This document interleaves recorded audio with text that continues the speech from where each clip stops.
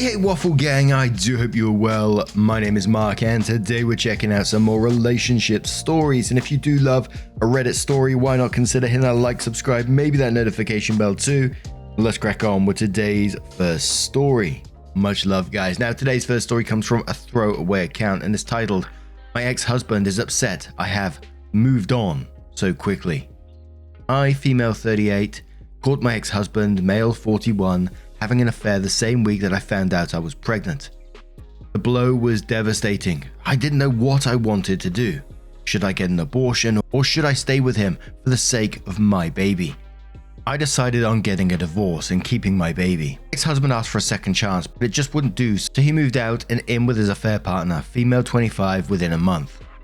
I started a new job with better pay but more flexibility. Now I'm becoming a single mother. But I had to work my butt off in the beginning to establish a good reputation before maternity leave. When I gave birth to my baby, female 1, I was back at work after 3 months. Being a single mum with a career was not an easy task. I hardly slept or ate for the entire first year. I lost all of my baby weight, plus 15 kilos more. That's 30 pounds for you guys. My ex-husband and I have shared custody, but since she's still a baby, we are waiting with the every other week arrangement until she is 2. But he visits to see her 2 to 3 times a week. Mostly my mum or the nanny receive him. I just can't bear seeing him so frequently, especially when he brings his affair partner, now fiance, with him. A few times I see him, he looked very oddly at me, asking if I had changed my hair or compliments my dress or something. Yesterday we had my baby's first birthday party. It was just a family and we held it at my ex-in-laws. With me, ex, his fiance, his sister and my parents. Ex-husband was very irritated for some reason and just was there sulking the entire evening.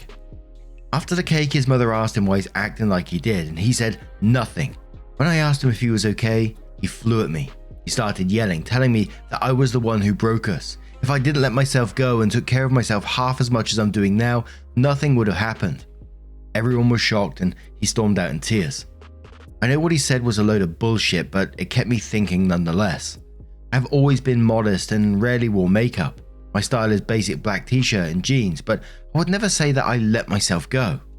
I do look different now and wear dresses and more feminine clothes occasionally, but I wasn't aware that I have started taking care of myself more.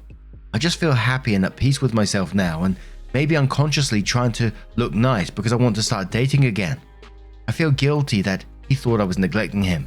If I was, it was never intentional, and besides, even if I have started taking care of my appearances now, I couldn't look 13 years younger. The advice I'm looking for is if I should just continue ignoring him or talk to him about his little tantrum. If I need to explain myself and how to move on from this. He's staying in my life. I don't want any of these tantrums thrown at me in the future. And if I was you, I would just continue ignoring him. You know, he set up the situation for himself and now he's regretting his decisions. And I couldn't believe I had to go back in this post afterwards and read that he did this in front of his current fiance as well. So I'm sure he's just destroyed another relationship too. But no thanks and then some says, and quotes, "I just feel happy and at peace with myself now." Then says, "I don't know what you're looking for advice on here, but I believe this is your answer. You didn't give a lot of background information about your relationship with your ex-husband, but it honestly just sounds like the divorce did wonders for you. It doesn't matter if that is because of the divorce itself or just the fact that you naturally had to find yourself again afterwards, as all people do in that kind of situation. What matters is only that you feel good about yourself, and that's not something you should ever feel guilty for." Hope you respond saying, "Yeah, the divorce did do wonders. I was surprised how well I could make it on my own, and I felt pride that translated to happiness." Unselected Cases says he regrets cheating on you and thus being the reason for you divorcing him, but decided to blame you for it nonetheless. Also, for this man, looks are more important than personality, and he can't bear it that you're better off without him. Potential Instance replies to that and says, "You hit the nail right on the head. You dump more than just 30 pounds of dead weight. You don't have to walk on eggshells, and he sees you are thriving without him. What his scorekeeping is telling you is him and his affair 0 points, you post-divorce 100 plus. He lost. His cheating has destroyed him and he can't do a thing about it. You dump the cheater, you win." Curious Duck says you just experienced the best form of accidental revenge. Revel in it, enjoy it, and tell him to go fuck himself. If you took care of yourself. Maybe if he didn't fuck other people, you two would be fine. What a stupid ass excuse. His poor ego must be so beat up right now. I'm extremely happy for you to have lost a dead weight. People without morals often make excuses and blame others. You come out on top though. I love this story." OP responded saying, "I felt really guilty at the party and I don't know why, and a bit offended. I've always liked how I looked, but was it really what he thought of when he decided to cheat? My wife doesn't wear makeup, so I better just go fuck a 25-year-old. And one more comment from I am at LTR who says, "See, in his mind, you were supposed to be a broken shell while he gets to be the predator that he is, as he plays house with someone he is going to leave for someone even younger. He's supposed to have the better life while you pine. He's supposed to tell you no when you beg him to take him back. Since you are living your happy, he wants to ruin that for you too. Ignore him unless it has to do with the child. And I would seriously allow him to have the parties with his family with a baby alone and not go to those." OP updates the post and says, "I can't find my old post and I must have deleted it. I'm going to give a shorter version here because I have had it with my ex-husband and I need help with how to act around him because I'm going crazy here. I, 38 female, found out that my husband, male 41, was having an affair with a co-worker, female 25, the same week I found that I was pregnant with my daughter, 14 months. My husband was my soulmate and this hurt me so much. I decided to get a divorce and keep the baby. My pregnancy was hard and I battled depression. The first year of being a mum was the hardest, but also the best year of my life. I was still heartbroken about our divorce, but I was adjusting very well and I found a whole new purpose in life and another type of happiness I never knew I could feel. I also started a new job. It was more work but more flexible hours and paid a lot better, so it suited me, being a single mum. I can say that I'm very happy and content now. My husband opposed the divorce and refused to sign it at first. He wants us to work things out, but I was so in love with him and that made me forgiving him impossible. He moved on with his affair partner and they're engaged now. I have, however, noticed that he really did not like seeing me thriving. I have full custody of my daughter for the first 3 years because we thought shared custody at her young age isn't fair on her. Instead, he comes and visits her 4 to 5 times a week. Often my mum, who is helping me with my baby, receives him, but on the few occasions I'm home when he visited, he would comment on my looks, compliment my outfits, or ask if I've done something with my hair, etc. I've lost a lot of weight. It was harmless in the beginning, but he became angrier and more annoyed with me, and at my baby's first birthday, he threw a tantrum because I looked good in a black dress. We celebrated my ex-in-laws. It was my in-laws, my parents, my sister-in-law, and her family, and my ex and his fiancée.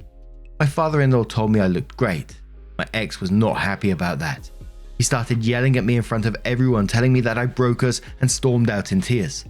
This was a few weeks back. I asked him to give my daughter and me a break and not visit until he could be civil. He told me I couldn't forbid him from seeing his daughter. Now my ex-mother-in-law comes and takes my daughter to her place so he can see her. He came to my apartment yesterday to talk. He was basically angry because I could forget him and move on so easily. I didn't know what to say. I just started crying and kicked him out. None of what happened was something I wanted or planned. I never wanted my baby to grow up in 2 different homes and to never experience the love of her parents once had for each other. I moved on because I want my baby to have a happy life, and that's what's making me glow, as he so resentfully put it. I want him to understand that we have to get along because that's the least we can give her. He has moved on with a different woman and I chose to move on with myself. How can I make him open his eyes? He needs to start thinking of her and put her needs first because she didn't ask to be born to this mess. Any advice is appreciated, save for getting back together with him. I thought of couples counselling, but we're divorced, so I don't know. And there is another update to this post which we'll cover in a second, but there's a couple of comments which OP replies to. So a commenter says, "My ex had an affair and then struggled with the consequences. Divorce, new life for me, new love and family for me. The response that shut him down every time. This started because you couldn't keep your cock in your pants. Utterly crude and completely undeniable." OP responded saying, "He's terrified that I would meet a new man, almost obsessed. I wouldn't even know how to begin dating, to be honest."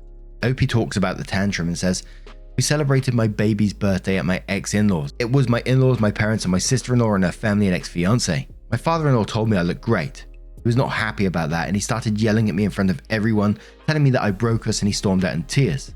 My in-laws told me to ignore him, but how can I ignore him for 18 years? The commenter says, "I've got to ask, how did the fiancé take his outburst?" OP says, "She was terrified. It was the first time she met me and my daughter. Father-in-law had to drive her home." Then OP gives a final update which says, "Thank you for listening to all my woes. Sometimes when you're immersed in your own problems, you forget that there's others who have gone or are going through similar experiences. I mean, my family has been supportive, but I'm glad I dumped my shit here, because let me tell you this, I've realized that I've been so naive. I need to do a lot of learning about parenthood and being a single mother. I can never plan or control everything in my and my baby's life. I can only try, and whatever I do, there will be lots of surprises and things that I haven't expected turning up happening, and it's fine. There's also no one right way to raise a child. I tried so hard to make things perfect because of the guilt that I couldn't give my baby the life I thought I could give her. I can't control or change my ex-husband, and I don't even think I have any right to do so. I can only change my life, and right now he's being toxic and I don't want that. I need to cut the cord and go no contact completely with him. I don't know why he's being like this, and I'm not sure it would make it a difference if I knew the reason. For both sake, I need to distance myself. We have shared custody, but because of her small age, she'll be living full-time with me the first 3 years. That was the agreement. He will from now on see her at his parents' houses instead of coming to my place several times a week and stay as long as he wants. He's never allowed to talk to me outside of the subject of our baby, and only via text. Nothing about us/me, my looks, my dress, neither the positive or the negative will be tolerated. For him, I'm a stranger now. He has no right to do or say of the things he's been saying and doing since the divorce. I've told him all of this via email because I don't want to see him. He asked to meet, but I refused. He's written back that he understood and he will keep away. He's also apologized for stepping the line. He just still saw me as his family and he was hurt. I didn't answer. I hope everything is fine now and that he behaves. I also need to rid myself of the resentment and bitterness that I feel towards him. I loved him and I still do. I am so angry and hateful towards what he has done, but this is life. People change and fall out of love and it's okay. I need to move on. And there was one more set of relevant comments where OP responds. So Ida Carr says, I don't believe I saw your initial post, but I've caught up on everything, plus your post comments. I'm glad you're putting these measures in place to completely distance yourself from him. Although he said that he still saw you as family, I think you already know that he meant that he regards you as his property and he should be the only male to benefit/have a say concerning your body, sex, and social life. He made his choice, in secret by cheating on you, by staying with her and getting engaged, etc., and now he must live with the consequences. When you do start to date, I suggest you tell your new person up front that you have a jealous and selfish ex. Don't be surprised if your ex tries to reach out via social media to warn the guy against being with you, e.g. you are just a rebound until we get back together. We have a child together, so you will never truly have her, etc. OP says I will keep that in mind because when I emailed him about having no right to talk about my private life, how I looked, etc., his first reply was, "Are you fucking someone?" And I didn't answer. Alou Reyes says, so he already violated the boundary that you set about only communicating about your baby. It sounds like your in-laws are fairly supportive. Would they be okay with having you two run parenting discussions through them? I also understand that there are co-parenting apps that you guys can use. Anyway, I'm sorry that you're in this situation. OP says, I will find an app in my country. My in-laws are amazing and they're fully understanding that I can't have their son in my life anymore. My mother-in-law is brilliant. Wow, another story with a decent mother-in-law. What do you guys make of this one? What would you do in that situation? Let me know your thoughts down in the comments below. Let's move on to another story. And our next story does come with an update as well from myfoodplsThrowRa, who says, am I the a-hole for keeping food in my room? I, 19 female, have a full-time job and pay $500 rent a month. I still live with my father, my stepmom, stepsister, and unfortunately, my stepbrother, 22 male. My stepbrother doesn't have a job, doesn't plan to get one, just sits at home all day on his ass, eating up all our food and playing video games. My dad won't do shit because he loves my stepmom, and my stepmom won't do shit because she loves her son, and this is how she raised him. They came into my life when I was 8 years old, and it's always been this way. She coddles him, doesn't punish him, and lets him do whatever the fuck he wants, which includes eating all the food in the house. I remember when I was 12 and my older sister still lived with us. She had some friends over, so we ordered a large pizza. We ate almost half of it and put the rest in the fridge so we could have pizza for breakfast, right? No. That fucker ate the rest of the effing pizza by himself in the middle of the night. By the way, we ordered pizza because there was no other food in the house. Ever since they moved in, we haven't had a full fridge. Anyway, I have a small stash of food in my room, in one of those rubber totes, so the chance of ants and whatnot is minimum. I keep chips, bottled pops, bread/bagels, and most recently, Cracker Barrel boxed mac and cheese in there. I have been craving mac and cheese like crazy recently, so I brought a few boxes and stashed them away. Last night I made a box of mac and cheese and my stepbrother wandered out of his room and asked where I got the mac and cheese from, because we currently don't have food, but his mum is running to the grocery store as I'm typing this. I told him from my room and he asked what I meant. I told him I keep food in my room so someone doesn't eat all my shit. I put a big emphasis on someone when talking to him. He called me an arsehole and asked why I wouldn't share my food with everyone. I called him an arsehole right back and said maybe if you didn't eat so much there'd be more food to go around. I guess we were kinda loud because my dad came upstairs and asked what we were yelling about. My stepbrother literally fucking tattletaled on me saying I'm keeping food in my room away from everyone. My dad asked if I was serious, so I told him something along the lines of, yes I am, because I'm sick and tired of waking up hungry because there's no food in the house. I pay you more than enough rent to get food for everyone. I also threw in how my stepbrother doesn't even have a job and he's a lazy ass moocher who doesn't contribute anything, and then stormed off to my room, with my mac and cheese of course. I don't really think I'm an arsehole, but my dad texted me and told me that it was really unnecessary for me to say all that and to keep food in my room because other people are hungry too. I texted one of my cousins about it and she sided with my dad, so I'm just second guessing myself here. Please let me know if I am the arsehole. ETA, I pay rent because my dad could use it. He never said I have to. Sorry for the confusion. Then Opie added a relevant comment expanding on why they pay rent, and Opie says, I should have added this to my post, but I pay rent because I love my dad and know he could use the money. He never said I had to, but I feel kind of obligated to, because him, my stepsister and I are the only ones working right now. And there was lots of advice down in the comment section below about getting certain containers, to lock it away, etc, etc. Others suggesting, absolutely not the a-hole, having your own food which you pay for of course, but you messed up by letting the secret out because now everyone knows and everyone's going to give you grief for it. Not that they should, absolutely. And OP came in pretty quickly the next day in the comment section with an update which says, so I did what a lot of you suggested and had a sit down talk with my dad when he got home from work. The first thing he said before we even began talking was apologizing because he understood where I was coming from. He just didn't want to deal with my brother's bitchiness. I said that it's fine and then asked where he was spending all of my rent money because the mortgage is paid off and all we have are utilities and car payments and lots of car repairs because both cars are hunks of junk. This took him by surprise and he asked what I meant. I told him that I pay him more than enough to have some money left over to buy food for the house, especially with my stepsister giving him rent too. He just said stuff for the house. So I went with what someone suggested and told him that from now on I'll be buying the groceries and giving him whatever's left over from the $500 a month for rent. He told me that I didn't need to do that it wasn't necessary, yada yada. Which kind of irked me, but whatever. I then asked if he was going to do anything about the food problem in the house and this apparently finally broke him. He told me that he's been keeping all the money I give him for rent in a separate savings account for when I move out. I was honestly speechless.